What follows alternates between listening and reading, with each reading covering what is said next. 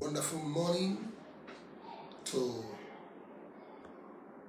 this moment or gospel moment, because there is nothing about you that Jesus has not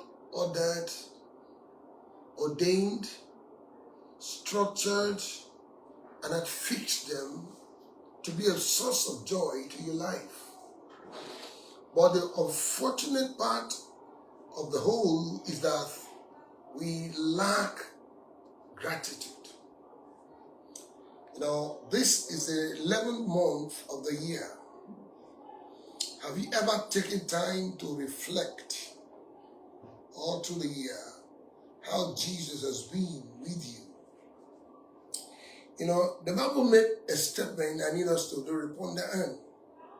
When it was David's turn to hunt down Saul,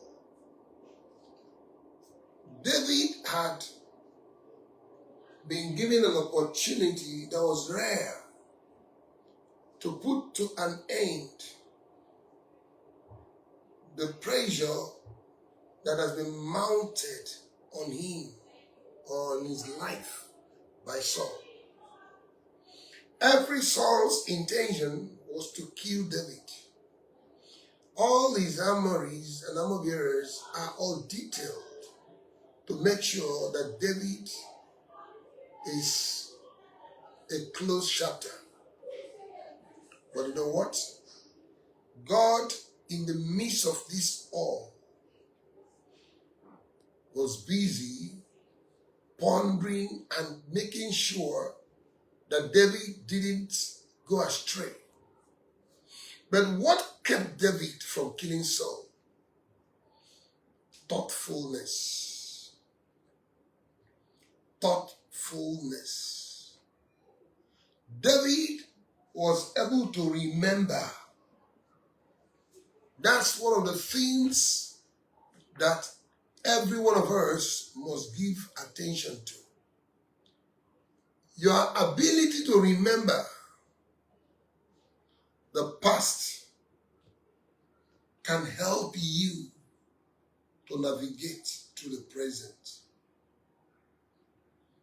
Your ability to cast your mind back at what has been could be a check in your pursuit or in your move to cause mayhem or havoc to yourself and destiny. David would have killed Saul on a stroke. One stroke would have put to an end the life of Saul. But I tell you, David would have set a precedent that would have ended him on time too. But you know what? He remembered how God has been faithful. He remembered what Saul had also been used to do in his life. He remembered what role Saul played to make him a hero in Israel. He remembered how he walked and ate, fed, trained in the corridors of power because of Saul. He remembered. All these good things did not allow him to ponder or to remember the bad ones. David was not out for revenge because he remembered. Many of us don't cast our minds back. Not that we don't remember, but we don't use it for anything positive. We easily trivialize things and throw them to the park or trash rather, because it really doesn't matter to us. But we must learn to remember. Now let me say this. When you don't remember what had happened to you yesterday, you can't be equipped enough to muzzle the stamina to resist the challenges of today that will help you into the testimonies you desired. That's part of the reasons why many are kind of shut out in the face of life. That's part of the reasons why you hear a lot of people saying that there is always failure at the verge of breakthrough. You know, today it has become a prayer point. But you know what? Can you cast your mind back? Can you just think of those areas that men were used to shape your life, and you throw in all of them to the garbage?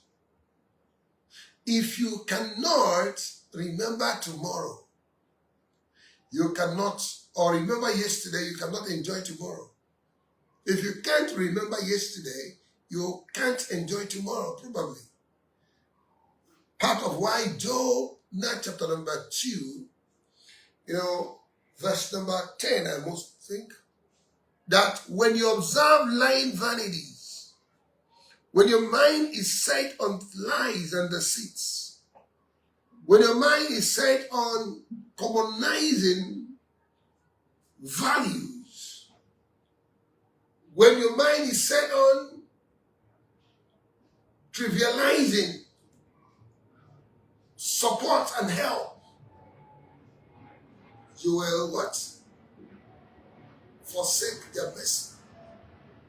You will forsake your mercy. Praise God. So I want us to begin to think down the memory lane.